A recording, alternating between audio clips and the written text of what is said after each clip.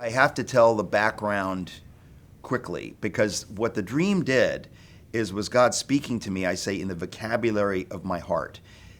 The dream would not have meant anything to anyone else. God was speaking to me in the most personal way, taking the elements of my life and speaking to me out of my own life. So it wouldn't have made sense to anybody else. And it was that very idea that makes it mind-blowing, that God is real and he's speaking to me in a way as though he knows me, because he does know me. So, okay, to give the background so that the dream makes sense. I had the dream around my 25th birthday. If you'd said to me around my 25th birthday, hey, who are you in your core? Maybe three things would have come up. The first was my identity as the son of Nick Metaxas, a Greek immigrant. Greeks always teach their kids to love their Greek heritage, to celebrate their Greek heritage. I grew up in the Greek Orthodox Church, surrounded by a loving community of Greeks. And that was very important to me. That was a big part of who I am. It's part of Westerners too. I'm proud to be related to I mean, you. it's. I mean, all this stuff can relate, in a sense, wider. Yeah. But for me, it was just personally very important. The second part of my life, if you'd said to me, and so, what do you do with yourself? What are your hobbies? I mean, I grew up in Danbury, Connecticut. I spent all my time like watching comedy on TV, doing homework, getting straight A's. But what did you do for fun? Well, I fished. I was a fisherman. We fished for largemouth bass, smallmouth bass, trout, fly fishing, spin casting. I mean, that was my main thing, fishing. So, in a sense, there's like this Greek identity. The fishing thing, that's kind of was my thing. It's a lifelong life. I won a bass tournament age 16. I was in my age category on Candlewood Lake. But the third thing is what I describe, somebody says, who are you? The life of the mind, trying to figure out the meaning of life. When I was at Yale, I was an English major, but even reading the classics of the Western canon, I'm looking for clues to the meaning of life, to what is reality, what is truth. Whether reading Thomas Mann or anything, I was kind of trying to puzzle out what is the meaning of life. Can I find the meaning of life through this great literature? Thinking about the big questions. And at one point in my life, I guess I was, probably in my early 20s, out of Yale. I graduated Yale at age 20, graduated a year early, and I was lost, totally lost. And I thought, well, okay, Christianity can't be true. That's so parochial, and I've been told, like, nah, that's just that's for people in the in flyover country. The sophisticates, we don't believe that. What do we believe? So I was trying to make sense of things, and I came up with this. It's classic, like, undergraduate idea, right? Like, only undergraduates could be arrogant enough to think, I figured out the meaning of life. Here it is. And it was kind of this Jungian Freudian idea that that life is like a frozen lake, and that the ice is the conscious mind. This is Jungian, right? The ice is the conscious mind. The water beneath the ice is the unconscious, the collective unconscious. And I thought, so the goal of life, the goal of all religions, is to drill through the ice to reach the collective unconscious, to drill through the conscious mind, to touch divinity, Godhead, which Jung calls the collective unconscious. This kind of new age idea of divinity, God, whatever it is, not the God of the Bible, right? No, it's a beautiful metaphor. So it's a nice idea. Okay. Yeah. So, but I have to say, to tee up the dream, so the Greek part of my life was important, fishing was important, the life of the mind was important.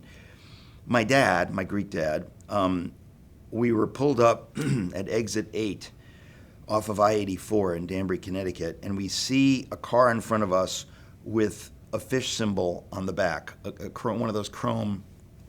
And my father says to me, all excited, it's a Greek word. You know where that is, Erica? That Christians use that symbol of the fish because the Greek word fish, ichthys, is an acronym. The early Christians, before they even adopted the cross as the symbol, they had the early fish because the acronym in the Greek letters spelling the word fish, ichthys, is Isus Christos Theos Imon Sotir, the acronym, Jesus Christ, the Son of God, our Savior. So that that fish there on the back of the car means Jesus Christ, the Son of God, our Savior. It's a Greek word. My father was, as excited about Absolutely. the meaning as about the fact that it's a Greek word. So ichthys. So I thought, okay, so the fish is Jesus Christ, the Son of God, our Savior, Greek word. Okay. All of which to say is that I'm drifting along in life. I'm lost around I graduated at age 20. I'm trying to be a writer. I'm totally lost. I don't know the meaning of life.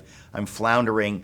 I always joke around that if you graduate college and you begin to flounder, you will move back in with your parents. That's just going to happen. It's like Fortunately, an axiom. you didn't know that then. It's a no. So and you don't want to do that, and you certainly don't want to do that if your parents are working class European immigrants, because they struggled and struggled and struggled, worked menial jobs to put you through Yale, and here you are like, what's the meaning of life, or what do I do?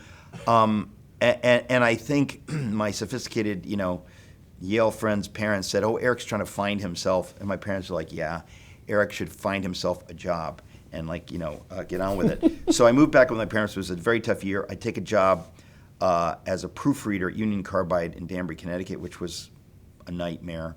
Meet a guy there, Ed Tuttle, who starts sharing his faith with me, and I'm not having it. I'm like, yeah, I'll listen politely, but I'm not going there. I don't want to become some, right-wing conservative Jesus freak. But I was in enough pain to keep listening and to have the conversation, but I'm not buying it.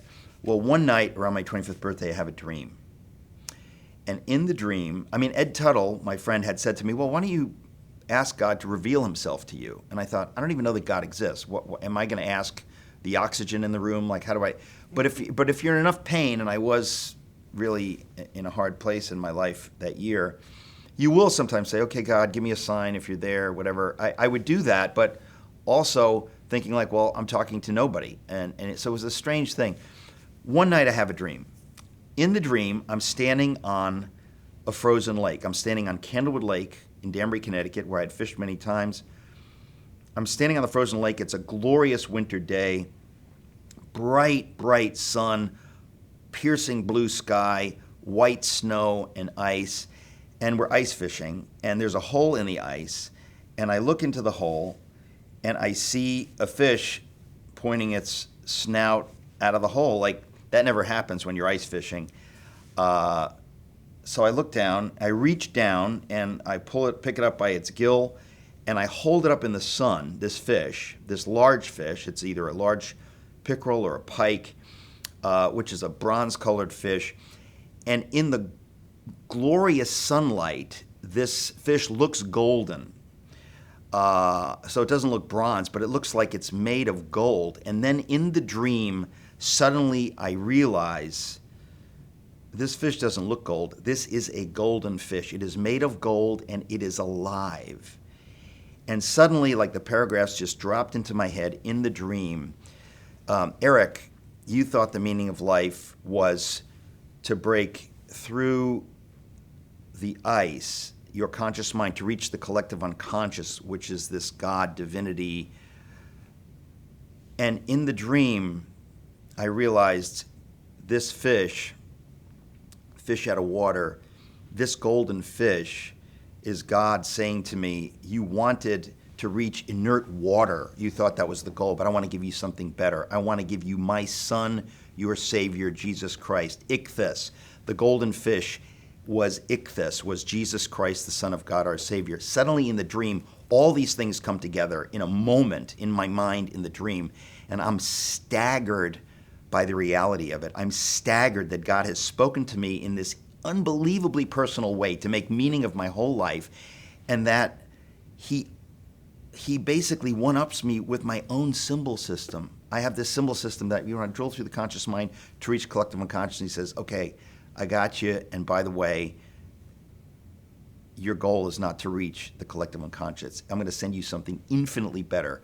My Son, your Savior, Jesus Christ. And in the dream, I'm holding this fish, and I realize that this golden fish is Christ, is Jesus, and I'm flooded with joy in the dream. I know that I have found the meaning of life. I know that I have found the answer to what I'd been looking for, to what I didn't think you could find. In the dream, I knew that this was real, that this was true, and I was flooded with joy. The next day, my friend asked me, or I said, I have to tell you this story, and I told him the story. He says, what do you think it means? I said, it means I've accepted Jesus. I had never wanted to say those words. I thought that was awkward. At that point, I knew it's over. I have jumped across the broomstick into another world. And so I was utterly born again, and by the grace of God, I've never looked back. It changed everything for me, and it was utterly miraculous. There's just I've never had a dream like that before or since. It was just completely mind-blowing. Oh, just a detailed question on that. When the fish, you had raised it up, I'm thinking it could have been one or two things. It was the realization that it was golden and it was alive. And it's like a fairy tale. It's right out of a fairy tale. And I've written so many children's books, and I'm a big student of fairy tales. So this was like something out of a fairy tale. Totally out of a fairy tale.